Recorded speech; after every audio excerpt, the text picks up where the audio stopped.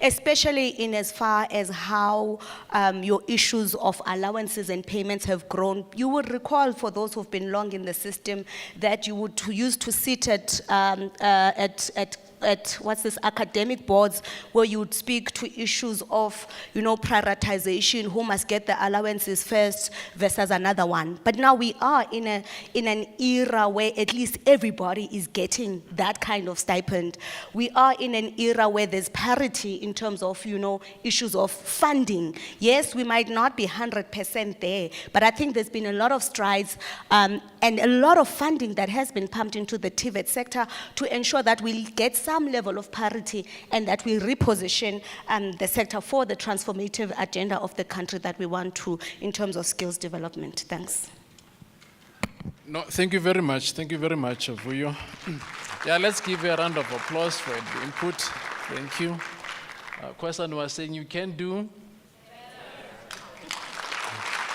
Thank you.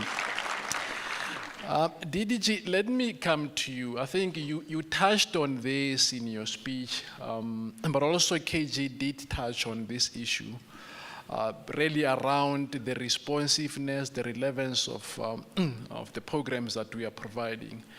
But I would like you, DDG, to really, at the policy level, just to really indicate the road, the journey that we have traveled thus far, where we were, where we are right now, to really ensure that our programs are responsive, they respond to the demands of the industry, but also the development of, ensuring that we'll inculcate that entrepreneurial mindset. And so it's really around that capacity of governance structures, but also the management in terms of ensuring that we deliver on these objectives that we have set for ourselves. No, thanks, Mr. Mdiri. I don't know how far back should I go. Having been in the sector as a young man that just graduated from a university and joined the sector in 1996. So some of you who were born in the year 2000, is there anyone or ama 2000? Akhona ama 2000? Awakhona. So you were not born yet when I started working as a junior lecturer in one of the technical colleges back then, before they were transformed from being technical colleges to further education and training colleges. There was a short stint where they were called CET, but not in the community. They were CET in a form of continuing education and training colleges, but it was only short-lived before we then eventually became the TVET sector, which became an international trend at the time that we are vocational and training colleges. Well, I think we've gone through some major reforms since then. At a policy level, the promulgation of the CET Act in 2006, which was further amended again in 2016, which is our principal act. We are founded in terms of that act. And it is important for us who are in this sector to fully understand that act, especially as students, so that you know when we talk about the academic board and what is its role in terms of developing your admission policies, for instance, because it stems from there. Who has the power to say who should be admitted, issues of language policies and so forth, they emanate from that act. So you should understand that act. So there's been a lot of transformational reforms that we have gone through, where we saw the issues of program offerings, for instance, when we just merged from the 151 or 152, the then technical colleges into what is now called 50 TVET colleges, having merged during the term of the former Minister Kada Asma, that pushed for the merger of institutions, including universities. Now we've got 50 colleges that are that have multi-campuses. But you'll recall that in 2006, we had been pushing for the issues of redress within the technical and vocational colleges. That will also include issues of infrastructure, because after the merger in 2004 that was concluded around there, we needed to address the issue of college campuses that were in the rural settings and in the townships, and those that were in major cities, because there's a huge difference between those two. Till to date, you'll see that there's a huge difference between a college in Cape Town and a college somewhere in KwaZulu-Natal or in Limpopo, because of the infrastructure and the issues of redress that was never addressed at the time. What then happened is that there was something called the recapitalization project, which was meant to address that. There were monies that were allocated for colleges to address the issues of infrastructure. And we then had to divert those funds towards the implementation of the new program, because we had to transform the programs that were labeled as outdated and not non-responsive to the needs of our community. And those programs are called Report 191, 190, 191, popularly known as NATED programs. So there had to be a shift then to say, how do we introduce new programs? And that new program became what is called National Certificate Vocational, that was introduced in 2007. Now, in 2007, it means we had to utilize the funds that were meant for infrastructure and putting up facilities that will be responsive to the needs of the industry, and making sure that the training equipment that we are using at the time, our former minister used to talk about those that are in the mechanical space, that you can't use the engine of a Valiant. How many of you know a Valiant here? Aniyazi for sure. Then you can determine your age. So that's how old that Valiant was. It had 3 gears forward, and the fourth one was a reverse. So if you put one will take you maybe somewhere to the OR Tambo. And then you change again. If you're on an R21, you go to number 2. By the time you reach Pretoria, you'll be on number 3, and that's it. So he was saying we can't use such old equipment to train our young people. So that's part of the transformation. We have seen now again, I think Ms. Evere will touch on that in terms of the curriculum transformation. What has happened, we are now phasing out the Report 191 programs with occupational programs, which is also posing some of the challenges as we try to adapt to industry needs and so forth. One of the challenges, Mr. Medira, is that as we move to the introduction of new programs, we have to look at the issue of the capacity of our staff, the capacity of the facilities, training facilities, equipment, and so forth, including our examinations, national examination and assessments. I'm of the view that the way some of the programs are structured, they promote people who can memorize, read and memorize stuff and go and write a 3-hour paper. Is that what we call technical and vocational education? No.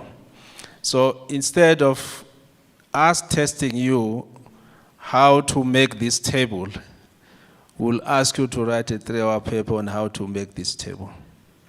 And I think for me, that is what is depriving our young people to compete with the rest of the world. Because if we are put with the other students somewhere else, Your neighboring countries, your Zim, your Malawians, your Mozambicans, they can make a better table than you because they are trained on how to make a table and not on a theory how to make a table. And that's where we should be looking at. So the issues of curriculum transformation, but we also talk about the issue of building capacity of our education or of our lecturing staff. We know we come from an era where we were told that our lecturing staff, they were either not qualified or underqualified. And I think with the interventions that we have had, we have seen quite a number of universities that are now offering programs for staff that is lecturing in TVET colleges. If we always touch on the issues of funding, in the past, you will know that there was no parity between the funding that is given to university students and that of colleges. Of course, we have not addressed it 100%. There's still some challenges in relation to that, and hopefully we'll finally address that. There is also issues of transformation in relation to industry partners, because all our programs, they require industry partners. So with the summits that we have held, we're trying to bring industry closer to us, because we are saying you cannot train a TVET student in a vacuum or in an institution without the involvement of industry. So we need industry partners to come on board. So I can go on in terms of the reforms that the TVET colleges have gone through. Obviously, we still sit with an elephant in a room. And that elephant in the room is around issues of access within the TVET colleges. Access that is accompanied with quality education.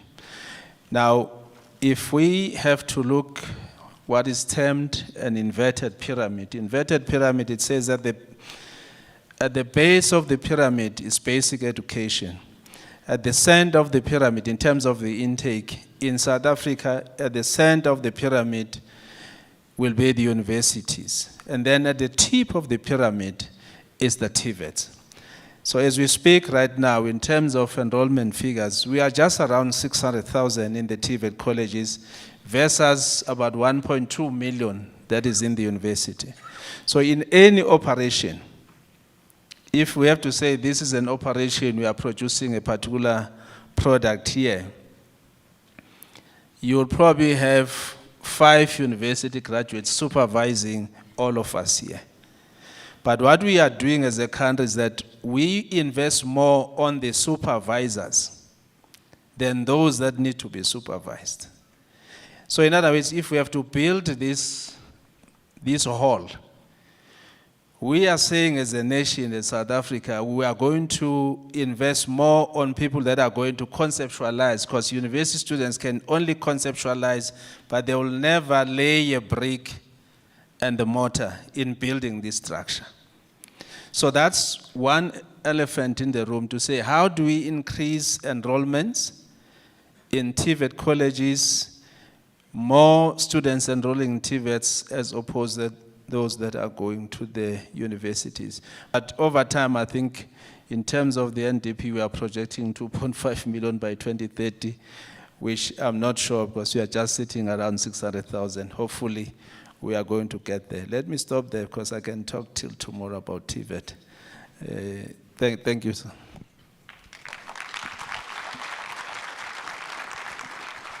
No, thank you very much, DDG. Can you please give him another round of applause? Let's then hear KG, the president, the lived experiences of your constituency in terms of responsiveness of our program offerings. When you engage with the students currently, but also with the former students, what is their take in terms of where we are right now? What should be our priorities, particularly in respect of, in your address, you spoke about the need for us to pay special attention to employability, entrepreneurship, and so forth. So if you can speak to those issues in terms of your own recommendations, what is coming out from your constituency. Thank you, Mr. Madira. First of all, I think I will focus on the previous governance, and I would say that we have improved so much that right now, when it comes to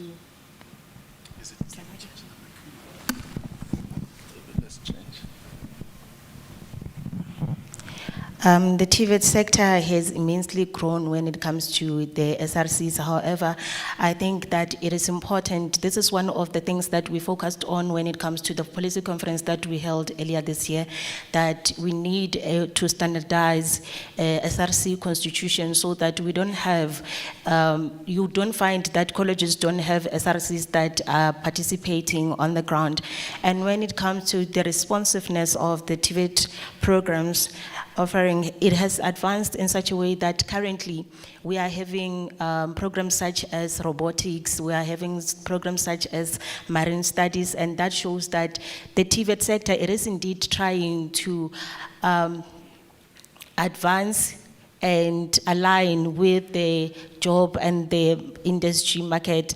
But one thing that I think the DDG has already mentioned is that the elephant in the room that needs to be addressed is the fact that we're still focusing on the theory part of things, but not the practical. Because you'd find that a student has been studying, but they are unable to produce what they have been studying in the classroom.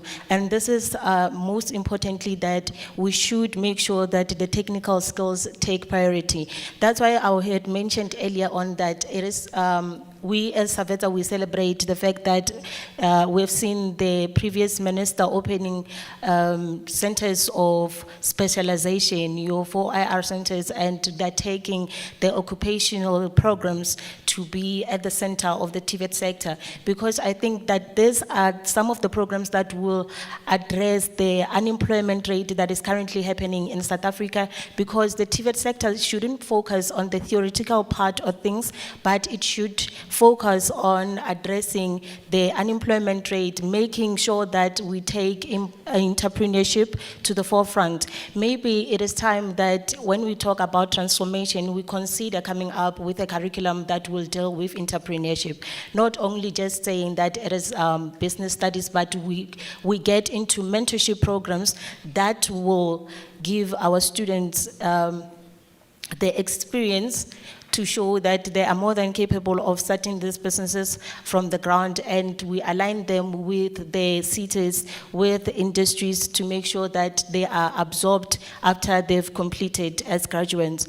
So I think one thing that as the TVET sector, we still need to make sure that we advance on, it is to make sure that when our graduate leaves the sector, they do not go home and sit. I know that it can be very much traumatizing to come to a technical college, but you get the skills that you're not going to use outside, such as your HR. We know that most departments are already full when it comes to those courses such as HR, such as your public management. But if we give a chance to artisan, we know that we can produce most graduates that are more than capable of fending for themselves once they leave the sector.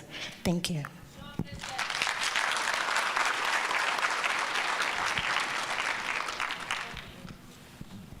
No, thank you very much, President. Can we give another round of applause? Mr. Vele, the issue of curriculum, right? I think really this conference is about us saying in our institutions shouldn't be a dead end in themselves, that we should have clearly defined exit pathways. But can you briefly just speak to the route that we have traveled thus far, particularly in respect of curriculum transformation, the responsiveness of our programs, but also can you speak about the issues of lecturer development? We are speaking about entrepreneurship, the capacity building that is there to ensure that they are really able to meet the current demands. But also if you can speak to also our own exam systems, because at most of the time you'd find that there should be that alignment. If you can briefly speak about those issues, your recommendations as well.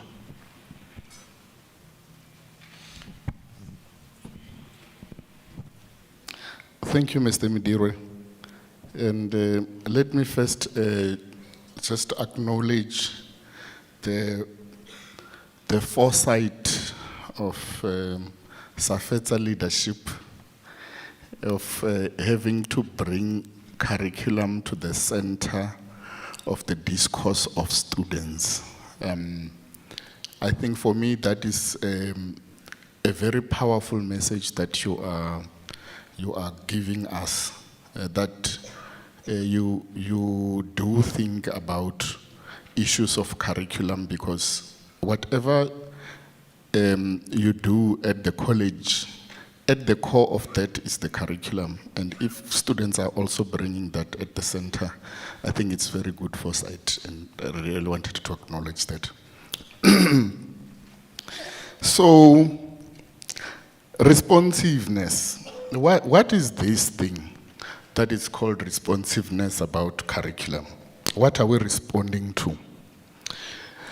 The general narrative that you will find in many spaces, whether media and some conference spaces, would really confine the responsiveness of curriculum to industry skills, to issues of society,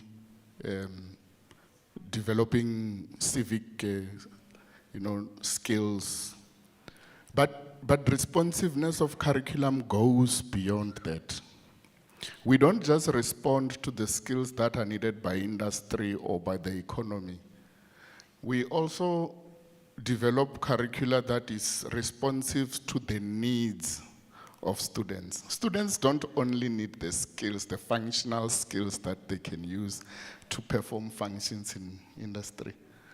But you also need other skills to survive in the modern world.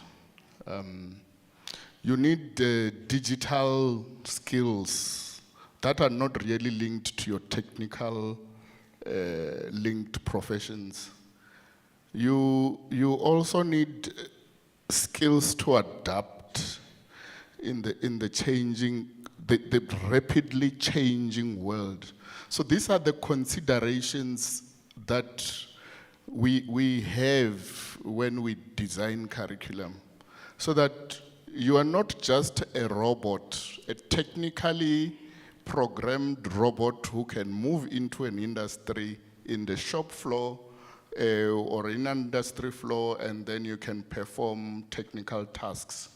But you then become somebody who, with the technical skills that you have, when the environment changes, whether it's in your workplace or in society or in your community, you should be able to adapt.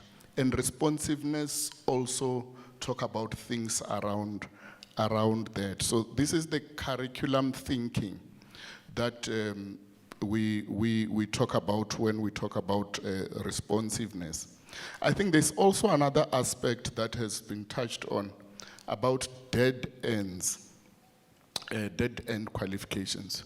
Now, curriculum needs to be curriculum that enables you to have options. You need to have options. When you are pursuing a program or a qualification in a TVET, it should not lead you only to one dead end. It should allow you opportunities that when you change your mind, you are young people.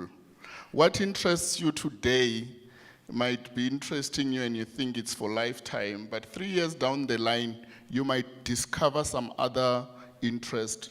And this curriculum that we design and develop should allow you opportunities to then make changes in in the pathways that you take in life. So the issues of articulation are also important in the curriculum responsiveness and the curriculum thinking that we're trying to instill within the TVET programs and qualifications.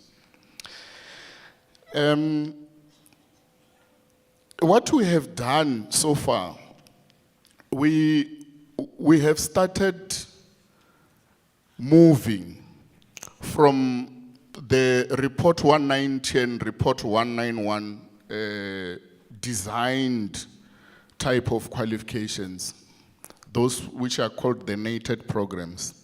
Let me just give a bit of background also on that so that you understand this movement.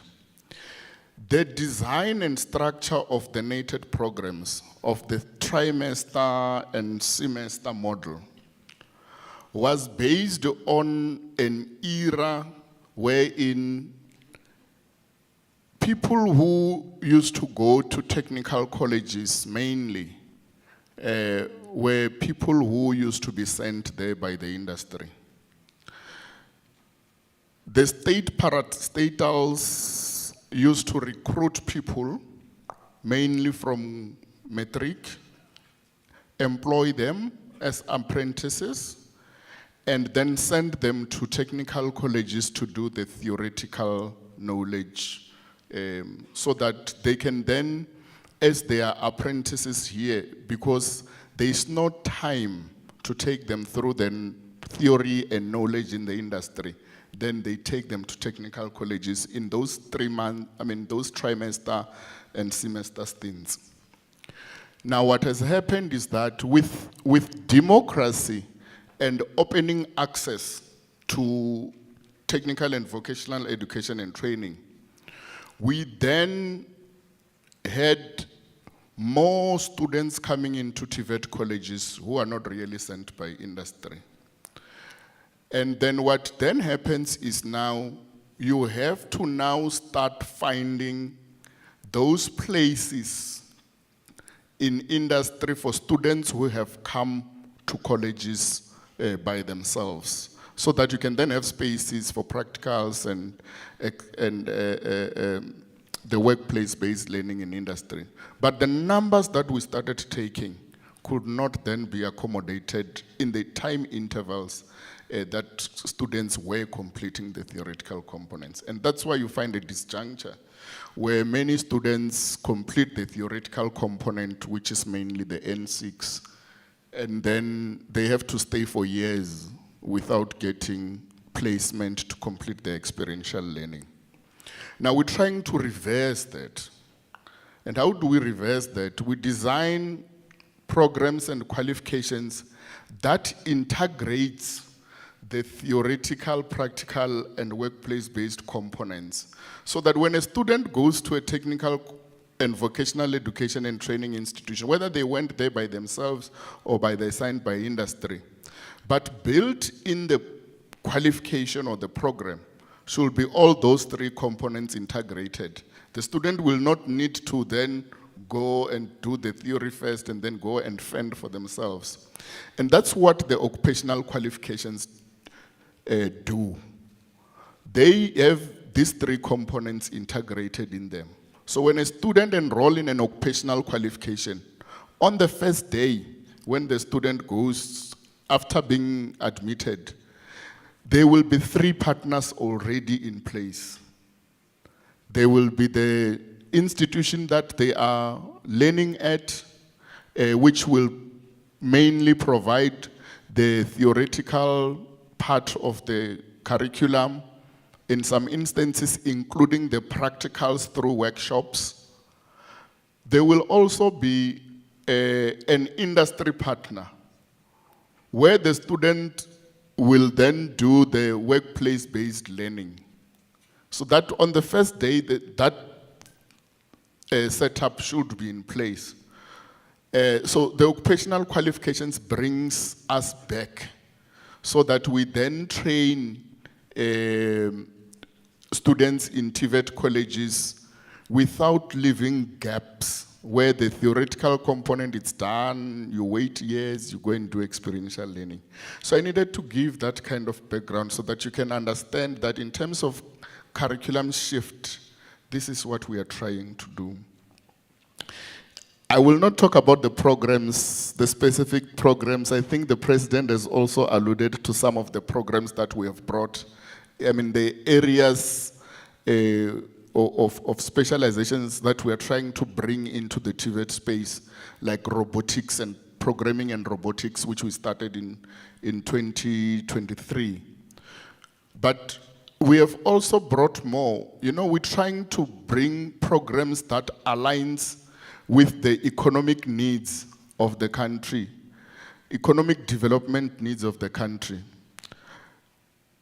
We are bringing programs that aligns with the just energy transition, for instance. In 2025, we have 4 colleges that will be offering the qualification in that space, in the energy space, fully funded by the department. We're also bringing programs that looks at the interventions of the economic reconstruction and recovery plan. And there are sectors that have been identified in that economic reconstruction and recovery plan. Tourism, ICT, transport and logistics, manufacturing.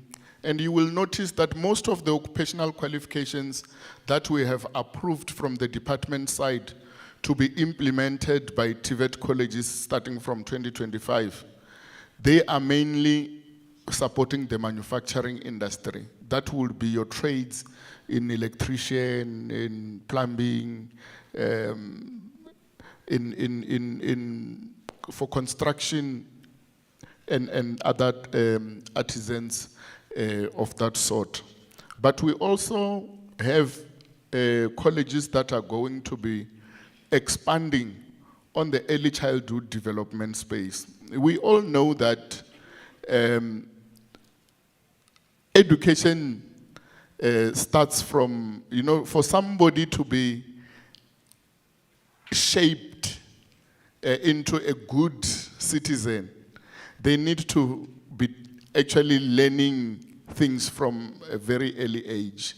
So with the expansion of the early childhood development institutions or centers by the Department of Basic Education, TVET have to play a role in supporting that. So there are more colleges that are also expanding in developing skills within the early childhood development space so that we can then support that sector also.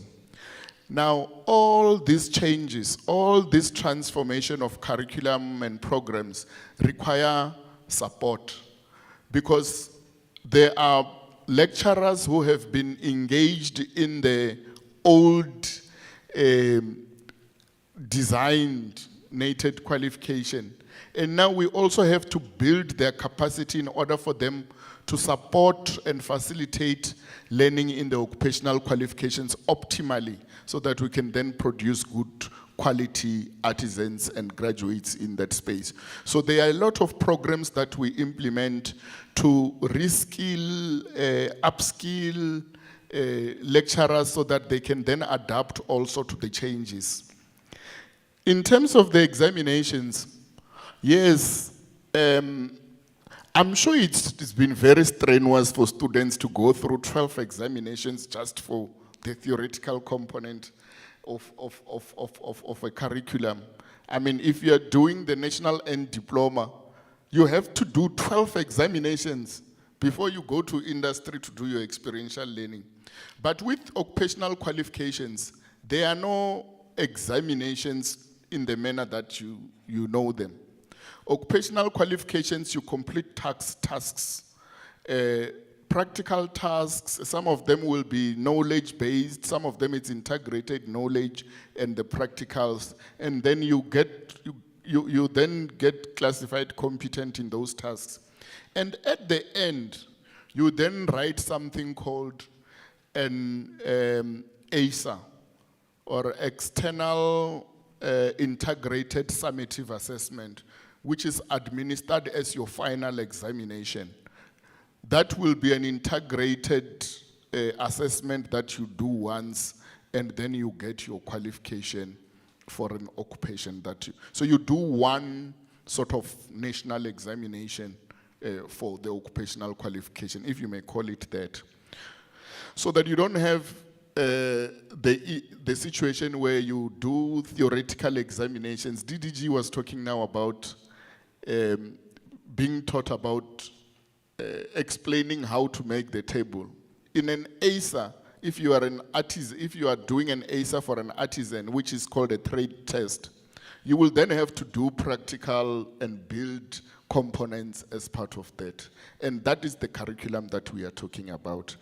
I don't know, Mr. Mirire, I can go on and on, but I'm not sure how much time we have. But this is the kind of thinking that this new curricula that we're bringing through the occupational qualification brings. Thank you very much.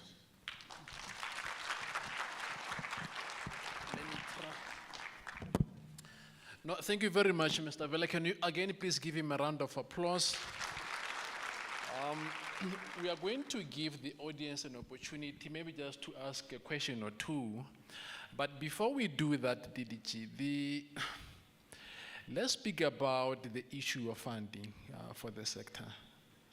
I think most of the time when you engage, there are issues around funding, to say there are constraints. But also, how do we then, leverage on the partnerships that we have to achieve some of the objectives that we have set for ourselves? You were speaking about, purposeful partnerships with industry. People talk about, purposeful partnerships, strategic partnerships, to ensure that we deliver on some of these objectives given the budgetary constraints that we are experiencing. No, thanks, Sumdiro, putting me in a tight corner there. I think the issue of funding for this sector indeed is a major challenge. Coming from the conceptualization of the funding norms and standards for TVET colleges, the fact that we are funded on FTEs, the full-time equivalent, I'm sure you know that by now. In terms of the NCV, the FTE is 7 out of 7. I think Vuyo would be more better to explain because they developed that. So how it works is that if you're doing NCV level 2, instead of passing all 7 subjects, you pass only 5. It means you've dropped 2, so you've got 2 legs. Not in LEG, but LAG. So you've got 2 legs. Now, when you've got 2 legs, it means the funding also drops. Because remember, we are not funded per head. We don't count the number of students that are here, but we count the number of FTEs that we are bringing. And the FTEs are counted on the number of modules that you pass. If you are doing NATED, it's 4 out of 4. So if you are doing 4 modules and you only pass 2, it means you'll only be funded on the 2 that you've passed, and the rest is no longer funded. So that creates problems, especially where the success rates are not so much great within the TVETs, particularly around the NCV. I must say that the throughput rate within the NCV does not look good. Do you know what is the throughput rate at a national level for NCV? Who can guess? What is the throughput rate? But we are in the sector. So Anas wouldn't perform kanjani?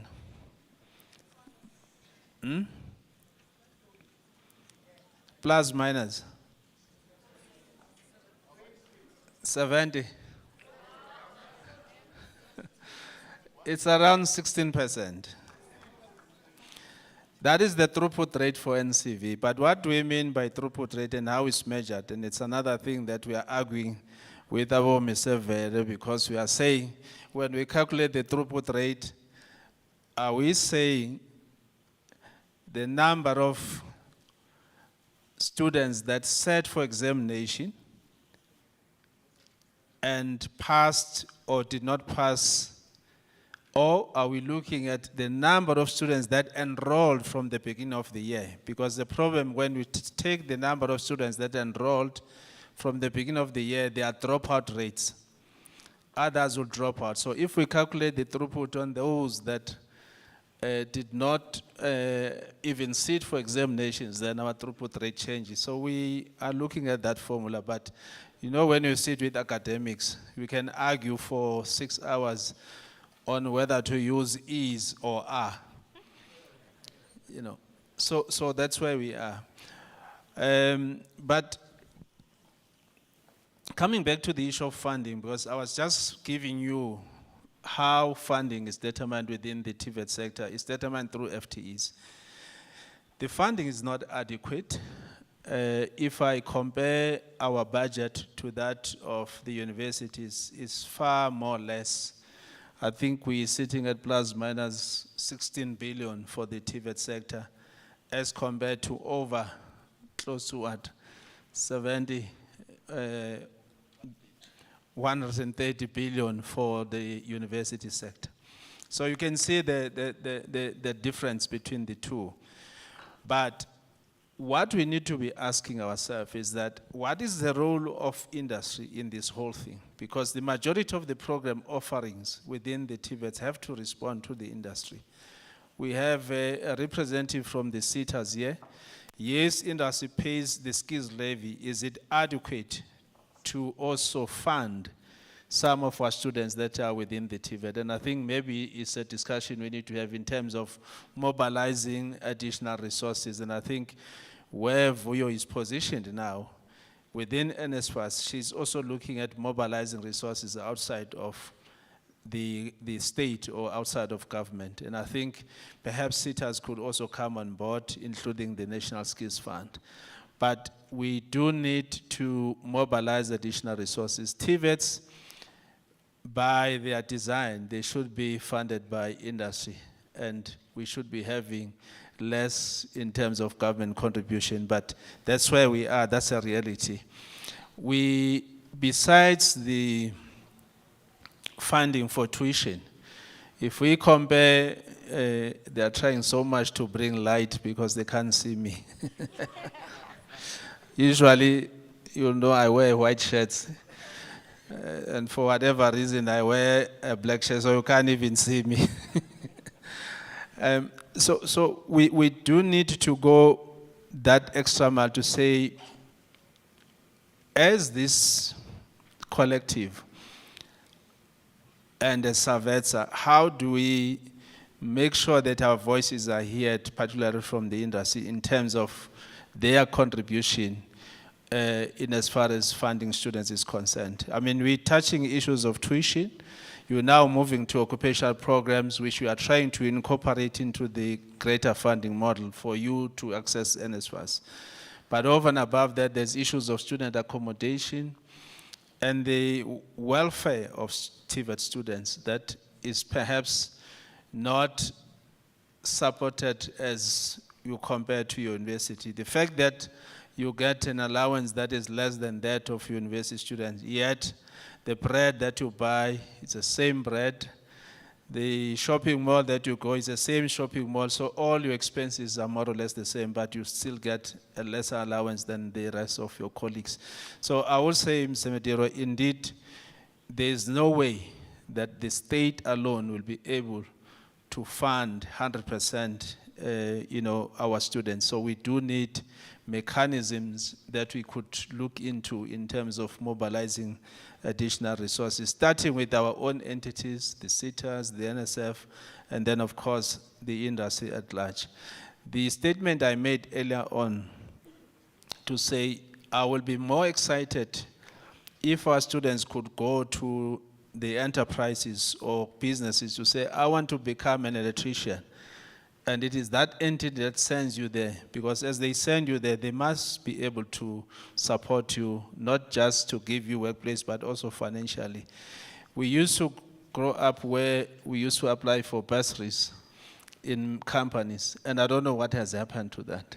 So the entire responsibility has now shifted to the state or to government to fund the students. And what is the role of industry in this also? Maybe as you deliberate on the issues of curriculum, transformation and so forth, but let's also put the issue of how is the sector being resourced. Thank you.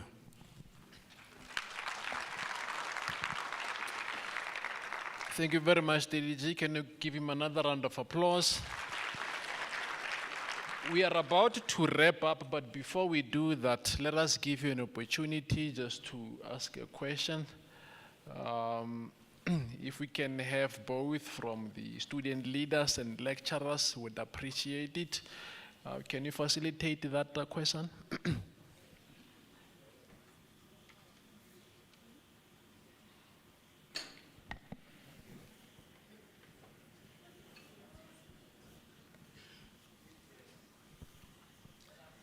Who want to ask questions, please come.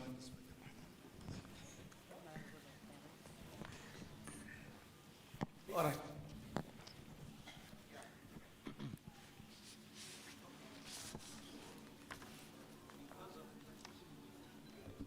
Okay, because of the camera, you need to be captured. Please come here to where I'm standing.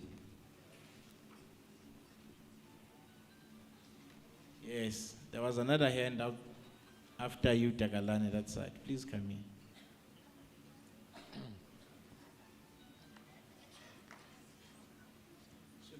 All right, Mr. Mudir, I'm not sure who this one goes out to, but I think the whole panel can assist. I just want to focus more on. Can you please maybe introduce yourself so that there is at least, Oh, let's okay. do that, yeah. Sifiso Nkosi from Ekurhuleni East TVET College, the Triple S manager there, and also the chairperson of the most progressive forum in the whole country, Gauteng Free State. My question, I just want to focus on the human capital aspect of it. As we are talking the curriculum changes, the curriculum responsiveness and all of that, I just want to find out in terms of the plans from the department actually to capacitate the lecturers. I mean, if we are going to move from what we have now to occupational programs, we know we need a trade in order for you to function optimally there. What's going to be happen to the access staff? Are they going to be retrained? Are they going to have to go back to maybe universities or colleges to get the trade? But yeah, just the human capital aspect of it, how is it going to be handled, and the change management aspect? Thank you so much. Next one. Good afternoon. My name is Kaugelo Dina. I'm the current Deputy President of Sedibeng TVET College. My question is to the President, Kaugelo. You spoke about standardizing SRC constitution. Since the colleges are not the same and do not have the same resources, how will it be standardized? Thank you. Thanks, Program Director. My name is Sive Madala Komenge from the province of the Eastern Cape and the National College, East Cape Midlands TVET College. I want to first applaud and appreciate the work that has been done by the leadership of this conference to convene this gathering. You've done well, comrades. But mine is about comment, not really questions. Perhaps, DTG, we need to look into municipalities and perhaps partnerships with SALGA. I'll make an example. There is a small town that I come from called Grahamstown. That town, when there are no students, it becomes a ghost town. When there are students, the economy of Grahamstown comes back. So perhaps with SALGA, we need to have a conversation that says, we make a meaningful economic contribution to these small cities in terms of student accommodation, in terms of traveling, in terms of even your Somali spas, etc., your spa, etc. But these municipalities must equally play a role in funding TVET colleges. And the municipalities must equally align. In fact, we must align to the problems of municipalities. Again, going back to the issue of Grahamstown, there is a water crisis in Grahamstown, but the TVET college in Grahamstown is unable to locate itself in that problem. So it's not only in Grahamstown, and I'm sure in other cities as well in South Africa. So when we talk the issue of alignment, we must be able to build a solid partnership with SALCA. Mr. Vele, the other thing that I think perhaps we need to look into is the day-to-day calendar of TVET colleges. The day-to-day, like the scheduled class starts at 8:30 until 2:30. We are unable as student support to have your lunch hour activities, the restructuring of campus life because of the way the timetables are structured. They are structured like primary school. Bayangena ngo 80, bayaphuma ngo 2, unlike universities where there is issues where there's afternoon, etc. I am sure it may impact Takalani issues of labor as well, but we have to look into the conversation of the TVET timetables. Thank you, Chair. Thank you, Madala. Good afternoon, colleagues. I'm Mr. Khenge from Eastern Cape, Ikhala TVET College. I'm a lecturer there. Mine, I'm not sure, but it's not a question. It's a concern as well as some few recommendations that I think they can work for all of us. I don't think it is wise and smart to get rid of NATED and NCV at all. We need to modify them. For an example, you will always need an office administrator one day. You can't say those should be taken out and replaced by QTCOs. What you can do, for those who are doing, for instance, office admin, or else generic management, they are doing NTREP. But that NTREP to them is all about true and false to pass. Then after that, it is useless. Same as a student who is in NATED, they are doing NTREP from N4 up to N6, but you will never find a post where it says we are looking for an NTREP person. It means that person at some stage, he will go and look for a job. Then when you go for engineering studies, you don't see NTREP, but a person who's got an engineering is technical. He doesn't have to look for a job. He can fix a car, he can fix a phone. Check IT. IT doesn't have NTREP, but those students can fix our devices. So let's not get rid of, let's just try to modify certain programs. I will recommend by saying this. If we're saying we office admin, that student who are doing office admin or those who are doing generic management, there must be a skill that is introduced because what you notice ELO from level 2 up to level 4. Where it's supposed, ELO is supposed to be done in level 2. Then level 3 and level 4, you can introduce either it's baking or you introduce either any kind of a skill that can assist that student so that that student, if he or she fails to get a job, he's got an NTREP as well as a skill that he learned during her tenure while he was at college. But get rid of them, I don't think it will be a solution. Thank you.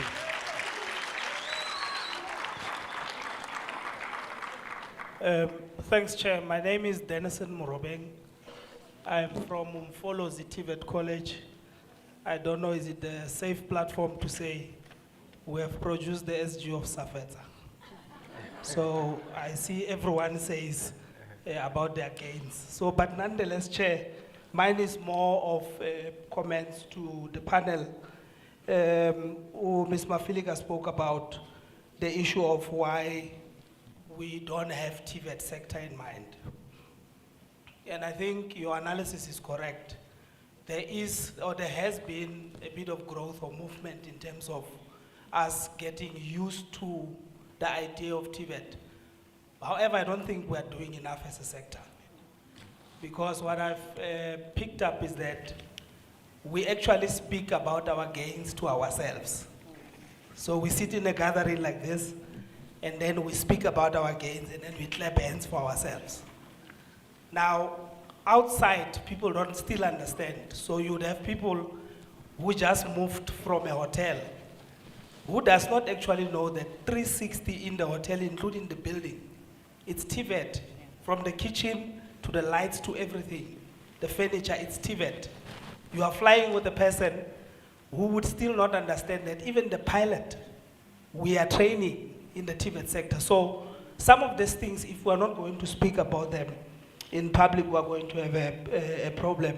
So there is an opportunity that I'm seeing, however, that perhaps at a more strategic level between the DBE and the DHET, we could then, because remember some of our high schools, we do have those exercises in our SSS programs or our SSS year plans where we visit schools, but that's an ad hoc intervention. So perhaps at a more strategic level, because remember the high schools then becomes a feeder, or they become your environment where you are going to tap in from. So if we can perhaps at a more strategic level look at how we can have that kind of relationship with the DBE to just expedite issues of then solidifying that environment. Yeah, DDGs can you wrap up, please? Let's be mindful of time. Maybe the last one. Okay. Yeah, we I still suspect have a- that it's coming. It was coming. Yeah. It was coming. So quickly, DDG is raising something very critical, that the CET Act is actually our Bible. Now, we all ask the same question year in, year out about funding. Now, if you read the CET Act section 24, there are about 9 alternatives that the CET Act itself says you can tap into as a college. Now, state funding is just number 1 of the 9. We don't explore the other 8. So I think what we then need to do is to encourage the colleagues to really make sure that we read and understand the CET Act so that we're able to see the problems. And lastly, I agree with you, President, that perhaps we need to look at a single model of student governance than just the Constitution. Thanks, Chair. Thank you. Greetings to everybody. I go by the name of Vusa Mashubi Hadebe. I'm from Kharsibande TVET College as a lecturer there. Mine will be to start by also echoing the same sentiments like others, applauding SATVETSA for having coordinated such a sitting. It's really progressive, also noting the discipline that they themselves are having in this one, and we are hoping going forward it will be much more intensified than what it is now. And also having the leadership of your caliber leading us, giving direction in this manner, it's also highly appreciated. I'm also happy to hear that you are also noting the part of reviewing the issue of the funding model itself. Because some of these things are also talking to the relations that we are having even with the stakeholders outside, which now says maybe going forward as they arrange for such an august event, they should not leave behind the very same corporate that we need to be part of this. With that being said, I've also noted that we are also not intensifying our relations even within the sector itself, because it would have been proper that maybe we also got sort of an insight on how far the world skills have gone. They recently went for competition in France, wherein when you make analysis of the results there, you can really tell that we were shown flames, which really talks to what we are advocating here, which now says, going forward, it will be also proper that each time we are to have such events, let's also invite the corporate, for not them to have presentations, because there's quite a number of them, but you can just have stalls outside. And they will also have a delegation that will be part of us here, hearing as to what is it that we are saying, especially what you've just raised now in relation to bursaries. It can't be correct that now we are solely relying on the department to give funding, whereas they are also awaiting output from the very same TVETs, whereas they don't actually participate. Meanwhile, we are trying to groom the students. Because in the same breath, they are also the stumbling block in ensuring that with the sophisticated machines that they have, because they are already in the sector themselves, they can as well give exposure, because you know, whilst the World Skills was ongoing, it was so of a disgrace realizing that some of our competitors were competing with students who have been exposed to these machines more than 10 years before the competition itself. That then says they've started at an earliest age, whereas our students will only get that exposure of the old machines again that we are having in our sector in 2 or 3 years that they are to go for competition. So without any maybe wasting time, I know others will be also contributing. Before I'm being reprimanded, let me also just end there for now. Thanks very much. Thank you very much.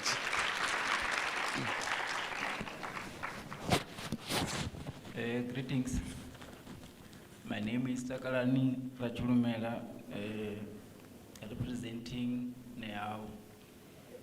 I also come from the TVET College. People who were talking of national TVET colleges and so forth and so forth. We won't talk about that because some of us are coming from the TVET College of the Land. You know what TVET College of the Land, you will understand. Isn't that the UNISA is the University of the Land? Because they offer to, so where we come from the only TVET college which offer distance learning. I'm sure you know it. No, the issue,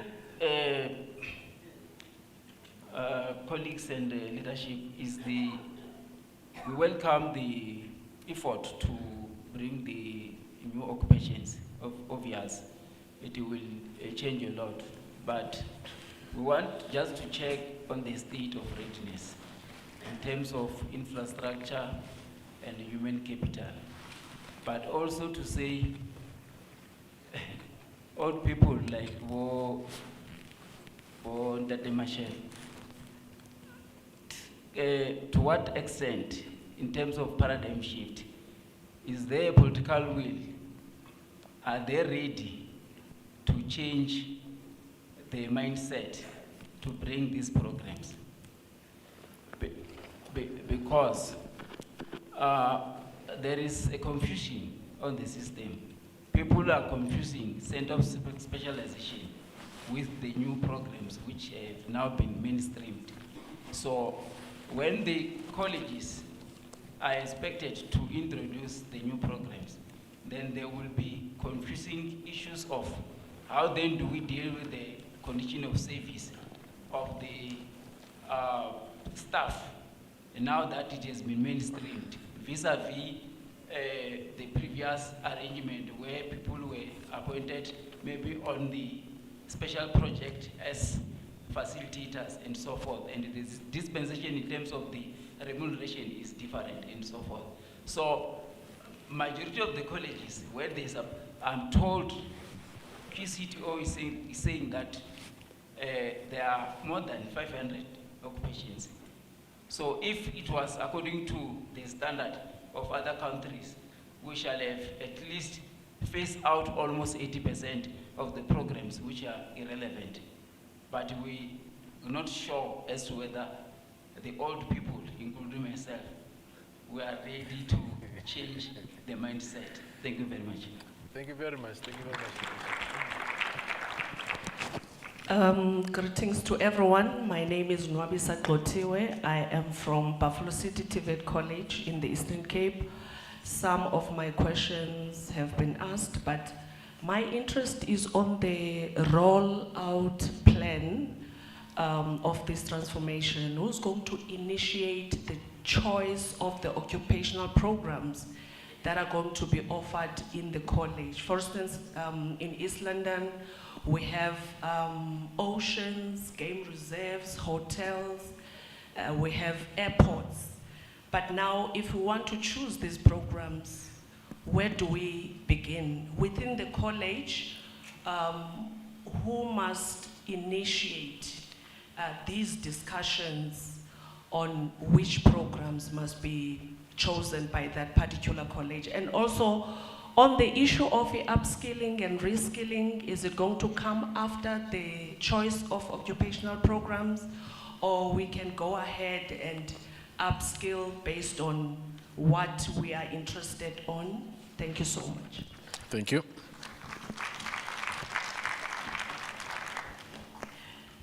Greetings to the plenary.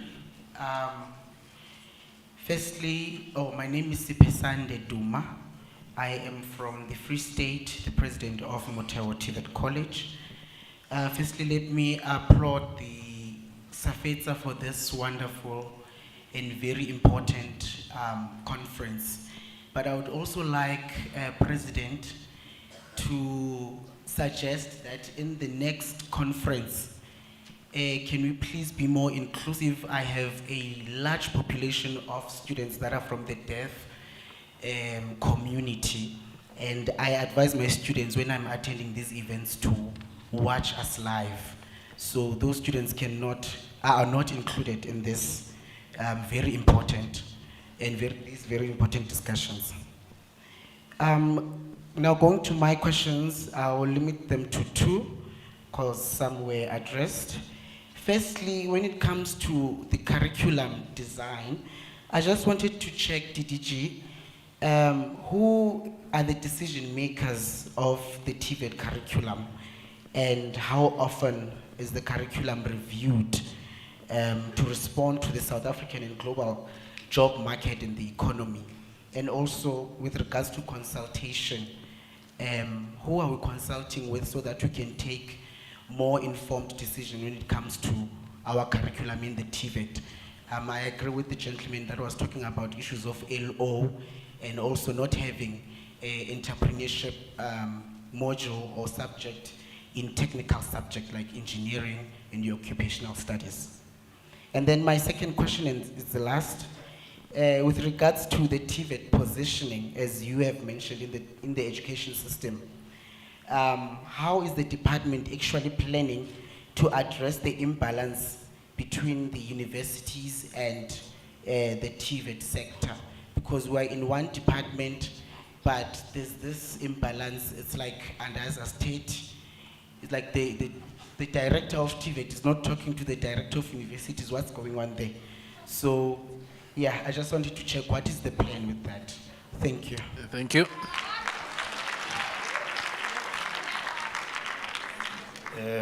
Greetings everyone.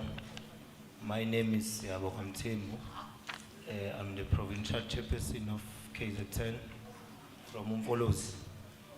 But firstly, I would like to applaud the structure of SATVETSA, including myself.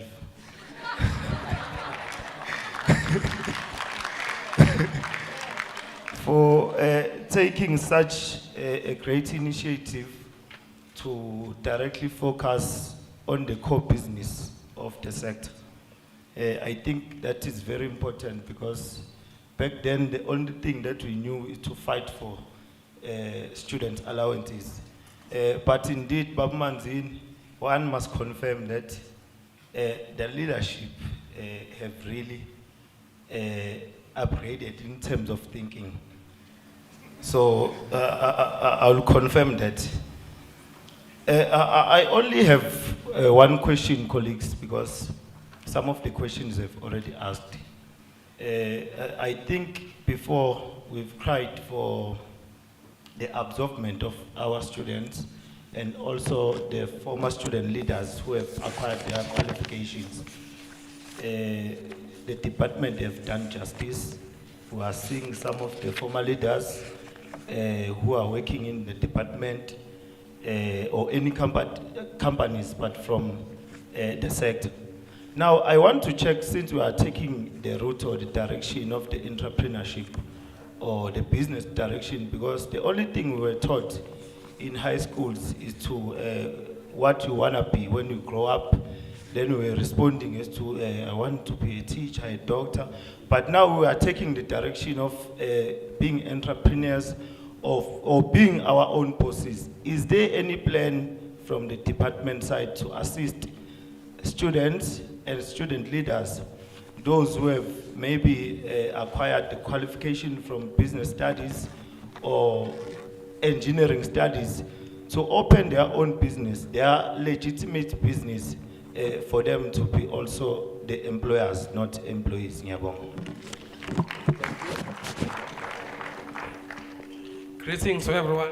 I'm Sizwas Kosana from Free State Flavors Maraga TVET College. I'm having a question based on the QTCO program. We are having students on QTCO program who are funded by NSFAS. The QTCO program is more expensive than the NATED course. I think per student, if I'm not mistaken, it's cost around about 60,000. What will happen to the student who won't be funded by NSFAS? Will the student be allowed to continue, or he has to pay that 60,000? Thank you. No, thank you. Greetings to the House at large. Standing here is Kiarabet Mariwa, the SRC president of Tshwane North TVET College. Well, I'm seeking clarity to know that since new programs are being introduced, do those programs request or need you to have mathematics or mathematical literacy? And also, is there any engagement or relationship with the basic education in informing them that there are new programs that are being introduced? Thank you. Thank you. Thank you to all of the colleagues who posed the questions. I think those will only be the questions that we'll be taking. We'll be guided by the program director after this one, but we'll take responses. We'll start with Vuyo, then to the president and Mr. Vele, and the DDG will field all the difficult questions. I'm hoping this is not a really meeting, but let us approach it that way. Vuyo, let's start with you, but also you can touch on, really, what should we be focusing on, going forward as this particular conference? What is it that we really need to prioritize once you have responded to some of these questions? Thanks. I think on my part, it wasn't mainly questions, but more of comments. But I think I do want to touch on 3 aspects. The first one being, I think we need to be proactive as a sector. If we sit and we wait either for government or any other partner to come to us, we will not realize the vision that we want. It also starts with, and I think the gentleman said it eloquently, to say, as much as we've started repositioning the sector, it's not enough, because people out there still don't know the sector. And probably my challenge is then to each and everybody in this room, who do you speak to? In the circles where you are given a table to speak, do you speak about TVET colleges and what TVET colleges ought to offer?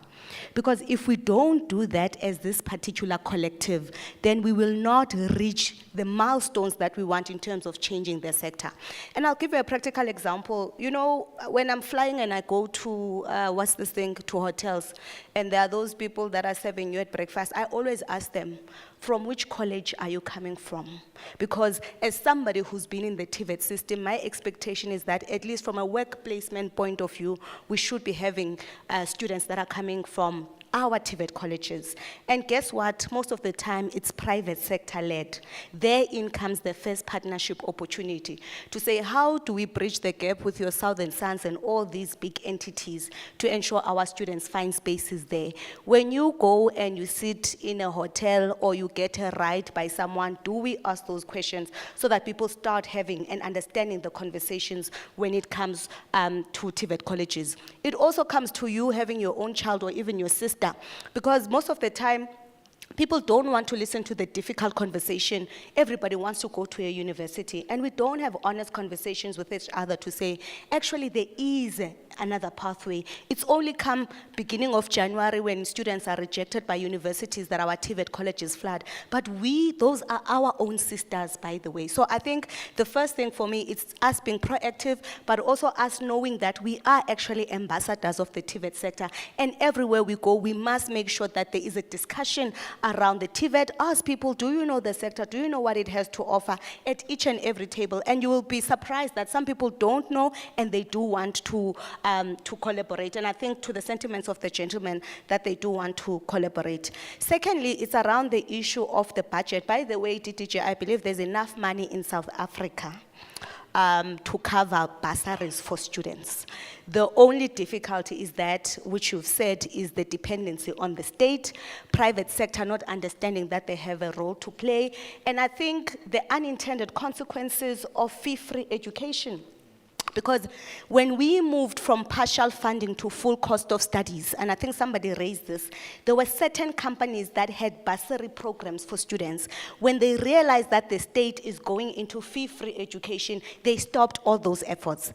Until we get to a point that everybody in South Africa understands that the pipeline of students that we are producing, they actually benefit for it. And because of that benefit, they therefore have an obligation and a role to play. I know that there's other countries where it's cemented, where as industry, you don't have a choice through the levy system that you are guaranteed that you must support vocational education and training. And I think we need to get to that point where we're not coming from a begging point of view, we're coming from a mutually beneficial point of view to say, you are actually benefiting from students that are fully trained, and therefore, how do you assist in terms of, being collaborative in this and not feeling like they must choose when they want to do it. So I think for me, that's another important leveraging point that we can do from, and I think it is there, but we also need to build the trust, colleagues, because sometimes I think I've engaged with banks that say, we want to invest in the sector, but we're not quite sure if they, they've got the capacity to deliver on what it is that we're looking for. So I do think also as a sector, we must look into our internal capability to deliver, our professionalism to deliver, so that we build the confidence for other players out there to want to collaborate with us. And I think for me, it becomes very important. Trust is earned. You don't come into a space and then you get all of that, especially when you're dealing with your issues of corporate, when you're dealing with civil society. They want to see what is it that you're putting on the table so that they'll be able to get that. And lastly, for me, I think it's the role of the student leadership. I believe that the role of the student leadership is to serve students. And I think in serving students, student leaders need to be innovative. We know that our biggest challenge is the issue of student funding. You find other SRCs running programs where they partner with other banks, or they partner with your KFCs, McDonald's. You go out there and you're saying, we have this crisis that we have.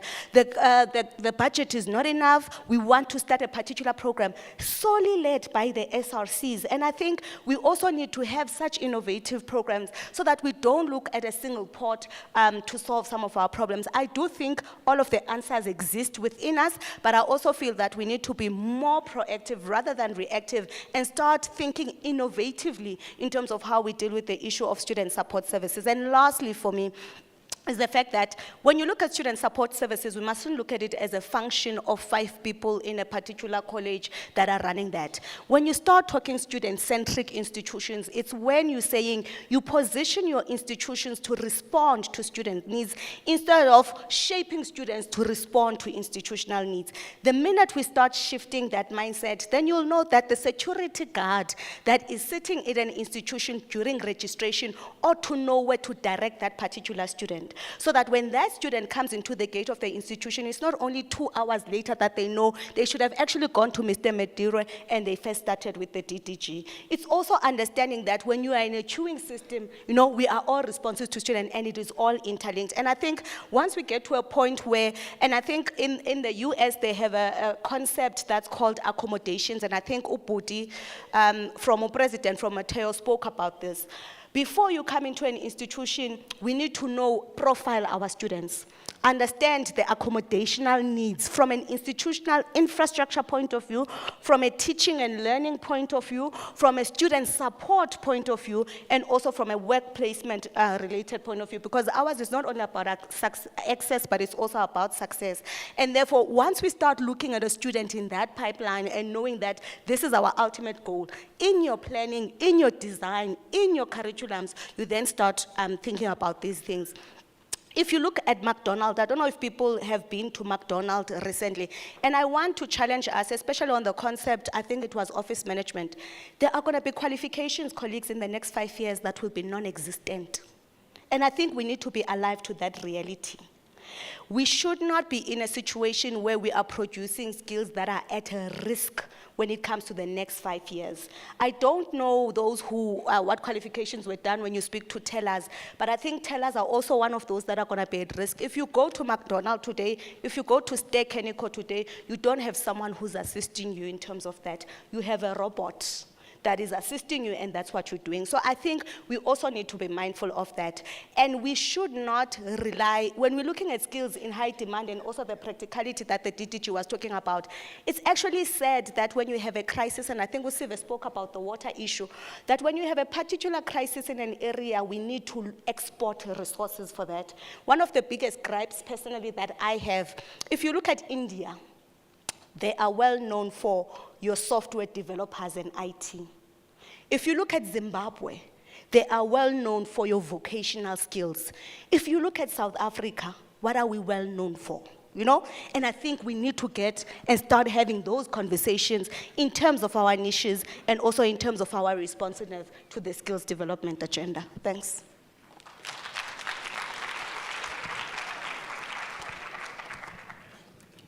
Thank you. Firstly, let me welcome the comment from the president of Mteo Duma and the suggestion. As an organization, we take inclusivity very serious, so I would like to apologize profusely on behalf of the organization that we didn't find sign interpreters in time, but we will make sure that we are adequately prepared next time. For the question that was asked from Gaurelo, thank you for that question. How will we standardize the Constitution? I think mostly when we look at the Constitution, if you are to focus on SRC members, you would actually realize that most of the time they are interested in discussing the Constitution where it says SRC benefits. However, they do not deal with the loopholes that are in these constitutions. And it is important for us to look at the policies and strengthen them, and we make sure that we align with the best practices when it comes to the student bodies' constitutions. Also, it is important that we have to standardize these constitutions, because you'd realize that some colleges do not have SRC members at a certain time because SRC elections are hosted in different times. In January, there is Mutawa that is hosting SRC elections, and you would find that in the middle of the year that SRC have already exited their positions, and now students are vulnerable. They do not have people who will advocate for them. So that is the main reason why we're saying that we need to standardize SRC constitutions, not mainly focusing on the benefits of SRC members, because you are not there for the benefits, but you are there to serve your constituency. Thank you.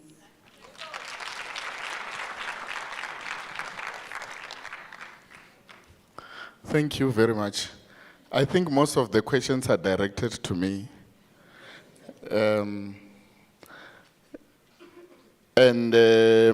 Yeah, I'm not going to take them each separately, because some of the issues that have been raised in those questions are actually integrated. So I'm not going to follow the nated approach to my response.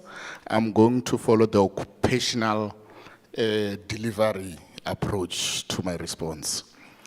That actually answers the first one of the questions that was raised there. Let me clarify this. NATED programs. The NATED programs, it's a vehicle to deliver programs.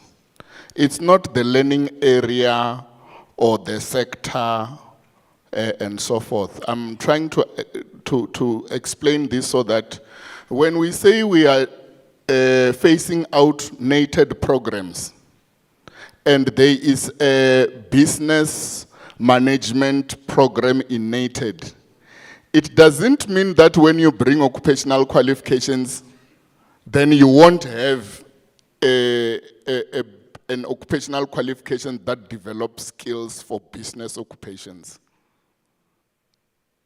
Is it clear? So a NATED business management program goes because it's outdated, and then an occupational qualification for a specific occupation in a business space comes in. Let me make an example.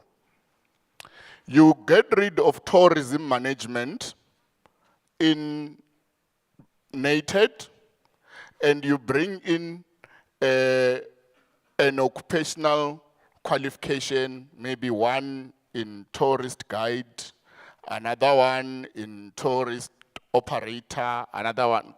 Do you see what I'm doing here?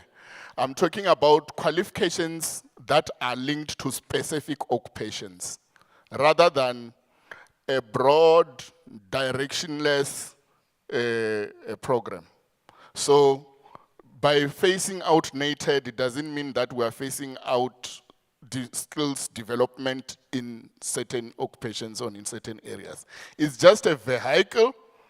The NATED is going, and then another new vehicle that is modern, designed to develop skills for modern learning, which is the occupational qualifications. So you mustn't worry about the areas or the learning areas or specific sectors. That's not the issue. The issue is the vehicle that it's going. You are getting rid of an ICE car. You're bringing in an electric vehicle. That's the difference. Okay. Who initiates the offering of programs? Now, in the current regime, the NATED regime, what used to happen is that the department will go and do a research and find that there are skills needed in these areas and so on. They identify the programs that develop those skills and qualifications. They put them in a list, and that list was called the ministerially funded programs. And then what colleges will do is that colleges will go and look at the ministerially funded programs and go and shop and say, oh, okay, these are the programs and qualifications that the department can fund. And then they say, oh, we will do this one and this one and this one and this one and this one. Do you know what the consequence of that was? It was that colleges went and shopped the same thing. Because you've got one list, 50 colleges, 270, 280 campuses now, close to 300. And then colleges will go and say, this is the list, this is what the department can fund, and we all go for those on the list. And then we end up developing skills in the same areas.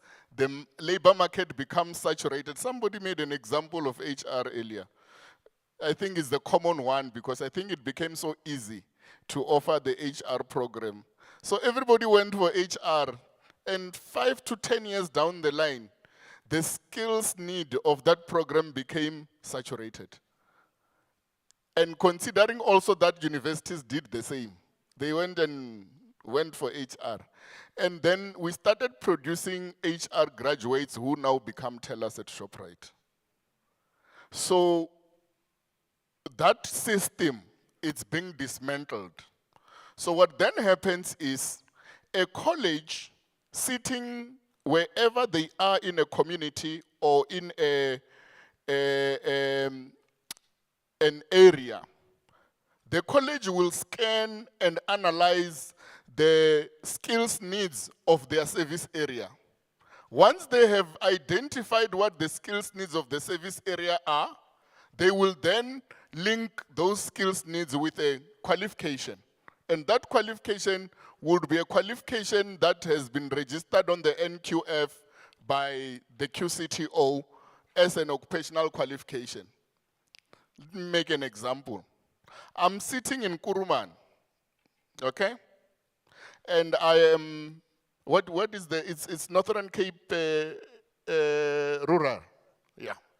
And there are mines in Kuruman around that area. And there's also an expansion of the solar energy source development there. Now, I go around and find that the industry that requires skills for this expansion and this development in Kuruman, it's mining and it's also solar energy. Then from Northern Cape rural, then I say, what are the qualifications that are linked to these skills? Then I go to the QCTO's website. There's 710, maybe more than that now, qualifications, occupational qualifications that are registered there. And then you look for the ones that relates to mining skills and also the solar skills. Then you identify them. You identify those programs or those qualifications, then you apply to the QCTO for accreditation.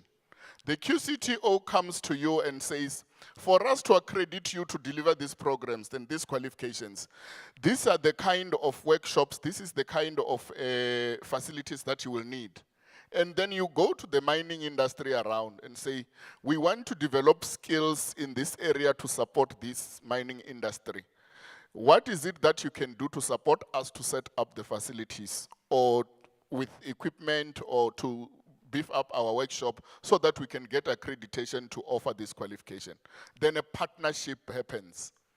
Your accreditation is then approved by QCTO. When you have the accreditation, you come to us, to the department, and you say, I have accreditation to offer the following qualification to develop skills in the mining industry and also for the solar development that is happening here. Can you allow me to offer this qualification and you fund my students? And we say, yes, because you have already done your work and we know that in Kuruman it's a mining area and these skills are needed, then we approve you to offer the qualification to take the students and we fund the program. So I've given that scenario so that you can understand who decide on which qualifications, whose responsibility is to develop, to do the environmental scan of the skills needs, and who is responsible for then engaging in partnerships to support programs. That also deals with the alignment of programs with the skills needs. It has to be, we have to fund programs that develop skills that are aligned with the skills that are needed within the college's service areas. Capacity development, I think it's one that is left. Yes, in order for us to have any successful transition from any curriculum era to another, there must be capacity development, because you are dealing with a situation where many of the lecturers who were supporting the nated delivery vehicle were trained in a certain way. Most of them were trained as school teachers, and they started picking up some of the vocational pedagogy skills only when they were in TVET. And some of these qualifications, like the trades, require trade certificates and so on. So this is not a transition where you stop today with everything nated and you start tomorrow with occupational qualifications. It's a gradual process wherein, as we gradually reduce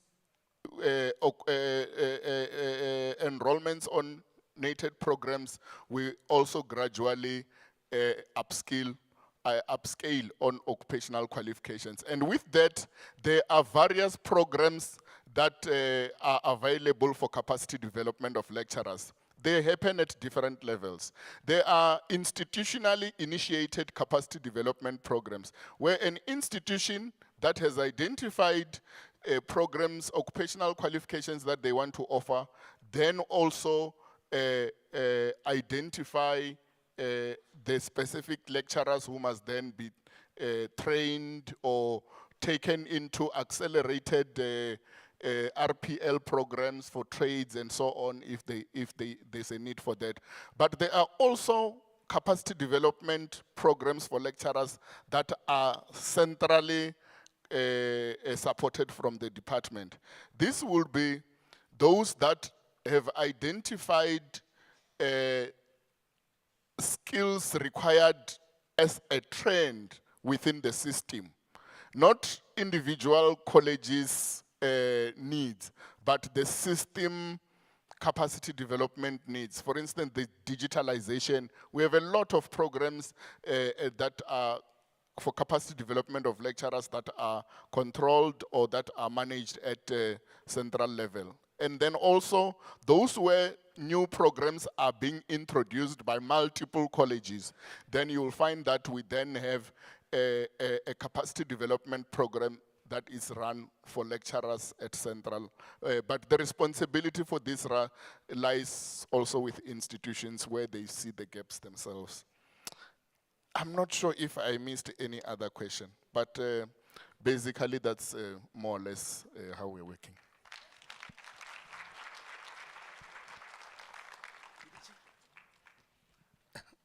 No, they've covered everything. So, yeah, no, thank you very much. I think because I might not get another opportunity to come here, just to once more applaud SATVETSA leadership and all our officials that have been behind the conceptualization of this particular conference. I think indeed TVET is transforming, and you need to give yourself a big round of applause for that.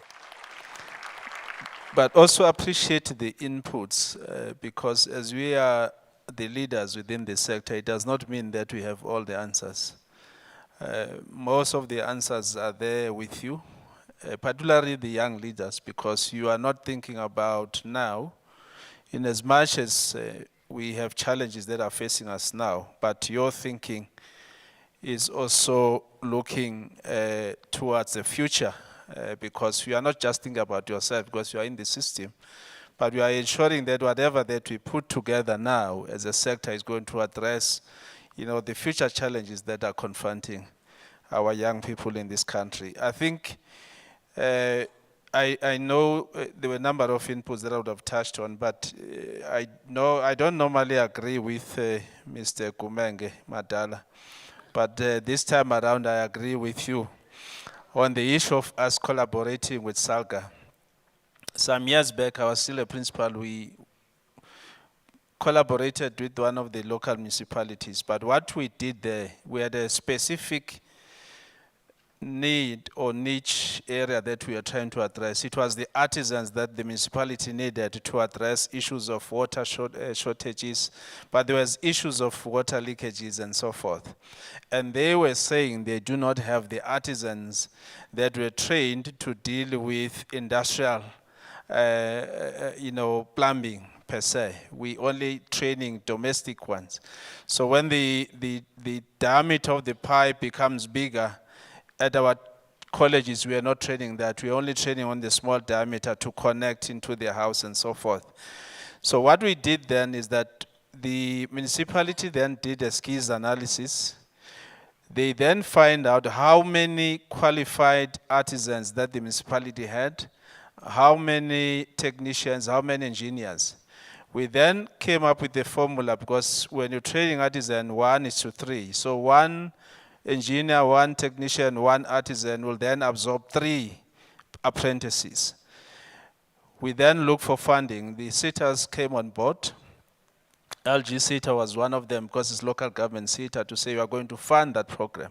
So can you imagine if each and every municipality could have such, will then deal with the issues of shortage of skills within municipalities. It means the service delivery to our communities will then be addressed through the partnership between SALGA and us as TVET. So I do agree with you, and I think it's a program that we perhaps should use your own municipality as a start, because I know you've got major challenges there and you've been trending of late. But the other issue is around the municipal bylaws. One of the municipalities here in the Free State, I was invited by one of the colleges, it's Flavors, no, it was Goldfields. They had a graduation of hairdressers as artisans. I think it's about 120 of them.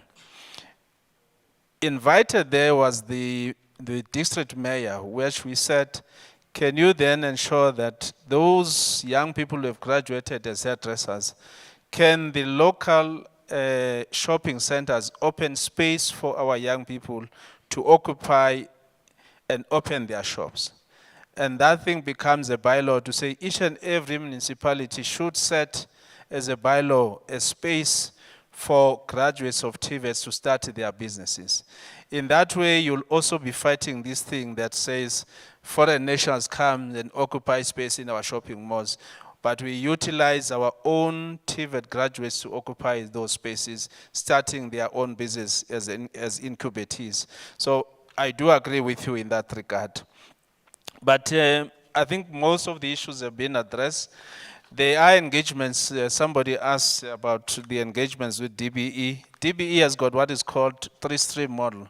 The three-stream model is now giving an option for students or learners in schools either to go technical or vocational route or go to the main traditional stream of going to universities.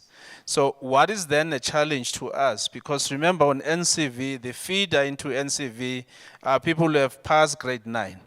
Now, those skills that we are offering on NCV will now be done in schools.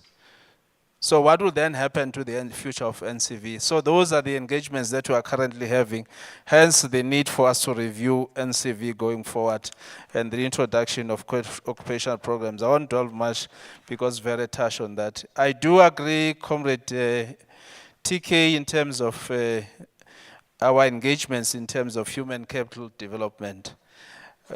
We recently came back from a trip, ministerial visit to China. And one of the things that our Minister, Honorable Dr. Ngabane, is emphasizing is that we need to build capacity on our staff.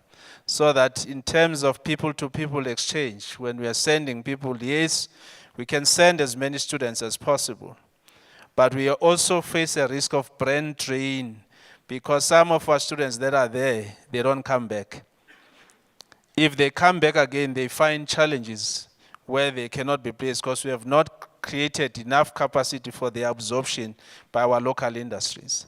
So what we then need to do is to invest more on our lecturers to go there and learn the skills.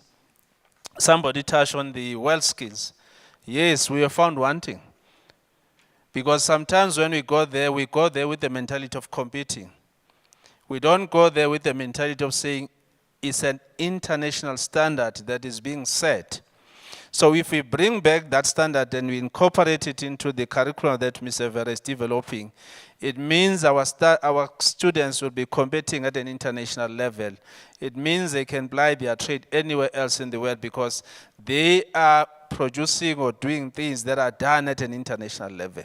So we don't just go because we want to win. Yes, winning is important, but the most important thing is to say you are now exposed at an international level, an international standard. How do you bring that into your curriculum and then embed it into your teaching and learning? So we have, fortunately, discovered why Chinese bas better ngolo hlobo when we go to the world skills. The equipment that is used mainly in the world skills competitions is manufactured by the Chinese. Yes, in terms of our binationals, when China looks at their countries that they have bilaterals with, they rank them. And one of the countries that they rank top is Germany. And the second one after Germany is what? Is South Africa. So the three of us can have that engagement and discussion, because you find a Siemens machine. Who manufactures Siemens? It's the Germans. You'll find a lot of other newly developed and high-tech technology that is used by the Chinese. And we are saying, when we are sending our lecturers, we also want to expose them to that type of machinery. During the minister's visit, we visited the factories where these machines are manufactured. This space that we went to has got about 12 floors, and each and every floor covers each and every trade that we offer in our TVET colleges. So we then felt that we need to bring that technology back into our own colleges in South Africa, so that our lecturers can also be exposed to it and our students can be exposed to it. When you go and compete, when there's that CNC machine that you see in your lecture, is the one that you're going to find there in the West. That's a formula for Chinese, nothing else. It's a home advantage, if I may use the football language. A lot has been covered. We are looking at the mainstreaming, of course, Comrade TK, because the issues of conditions of service for our lecturers, and how do we capacitate them to be at that level, but also how do we make sure that their conditions of service are of an equivalent standard to that of the people within the course. So I hope that through our engagements we'll be able to address some of those issues. Mr. Duma from Motewa, I think the President addressed you. Yes, indeed. We are taking the input in terms of inclusivity, but also the backdrop that our minister this week pronounced an investment of about 1 billion to deal with issues of inclusivity, to make sure that students with disabilities are also taken care of. And this is one sector that has made a massive investment in this regard. And this was pronounced by our minister at the Blunt SA beginning of this week. And I think it's going to create major strides in ensuring that indeed there's inclusivity in our institutions. I thought you were going to clap for that. It's a massive stride for us. I think lastly, because our minister has been clear, because we are here on the academic conference, let me just share with you. If you go and take all her speeches since she occupied that office, these are the areas that she wants us to focus on as a TVET sector. We need to focus on the following: the skills that are talking to just energy transition, JET. That will be your renewable energy, green building technologies, and sustainable infrastructure development. The other area that she has passion for is hydrogen economy. And we stand a good chance. There's been a major debate, particularly in South Africa, with our mining sector, whether our mining sector is a sunset or sunrise. But with the latest development in the hydrogen and the technologies that are needed, hydrogen economy becomes one of them. The third one is digital economy. Digital economy, it removes all the barriers in terms of our borders. The fact that you are in South Africa, you can be doing business for a company in America while you are seated here. I have a typical example at home. My son went to an equivalent of a TVET, one of the universities. He is able to do business with people in the SADC countries while he's seated at home. He has never been there, but he's able to do work while he's seated. So it means if you give you those skills, you don't necessarily need to travel and stay in America. You can be here and generate money, and you spend that money here instead of you going to those countries. So issues of digital economy, you spoke about cybersecurity. You talk about AI and all of those skills. The other area is the blue ocean economy. There are TVETs that are involved in maritime and other related fields. It's another area that is untapped for our young people, because when we grew up, some of us, we come from the coastal, where you were told that going to the sea water is going to take you and you'll never come back. That is a fallacy, because that's where the amount of minerals, by the way, that you find here on land are the same minerals that are found in the ocean. That's why in Richards Bay, for instance, they're going to be running that program on hydrogen, because they've discovered that there are depositories of minerals within the ocean. Even more, because as they are eroded here on the land, where do they go? Into the ocean. But how do we then start mining there in the ocean? It requires us to be futuristic in terms of our thinking. Other area is automotive technology. The minister has identified 9 TVET colleges, 1 per province, which is, that group of colleges is led by Vembe TVET College, but they are involved in the automotive space. But this is what we want from those colleges, is that I know your time, but it's important. We have a huge number of EVs that are coming from China that are invading our space. What is stopping South Africa to develop its own EV? Some of them are looking at me, what is EV? What is EV? I'll leave that to your lecturers. It's electronic vehicles, because that's a shift. Most of your Mercedes, BMW shops, you can see that some of them are shutting down. The new mechanical guys that we're going to be needing are not the ones that are going to be dismantling engines, because EVs don't have those big engines. So we need people that are going to be fixing those electronic vehicles. The mining sector is one of them. As I've said, it's no longer a sunset, it's a sunrise, as well as the agricultural sector. I'll just end there. So whereas you sit in this conference, because you want to discuss academic matters, what are the key sectors that are going to drive the South African economy in the next coming 10, 20 years to come? That's where our thinking should be at. What will make you to be relevant as you leave the gate of that Ekurhuleni West, Ekurhuleni East, and the colleges of land and the colleges of the nation? As you leave that college, that will make you to be relevant. And I hope during my era, Mr. Medira, that I'll be able to rank colleges on 2 areas. One area is a college that is going to say, I have enrolled 100 students. I was able to place them in the workplaces, all 100. That's the first ranking. The second ranking that I would probably want to see is the number of IPs that colleges will have produced. And that's how the Chinese, that's how the South Koreans rank their institutions. They are not ranking them in terms of the research output and so forth, like universities. But we need to say, out of the students that we enrolled, we're able to place so many in the workplaces, and that's how we are ranked. So when you talk about the TVET, the top TVET in the country, you can't tell me that you are the top TVET country when you enrolled 100 students and you're only placing 2 in the workplaces. Then to me, we are not a top college. You can't tell me that you are the top college that has not produced 1 innovation. We are not a top college for me.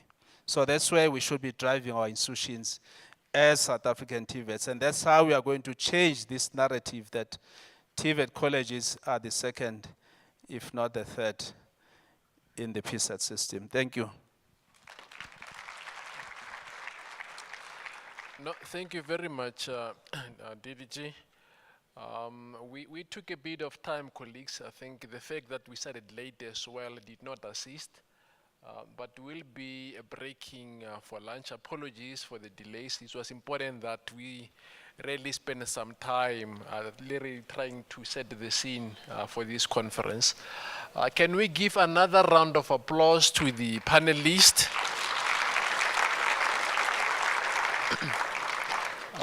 It's almost 5 to 3.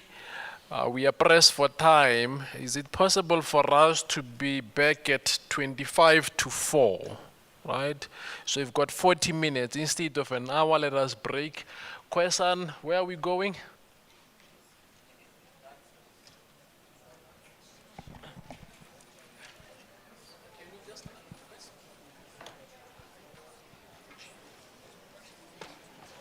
Let me release you first.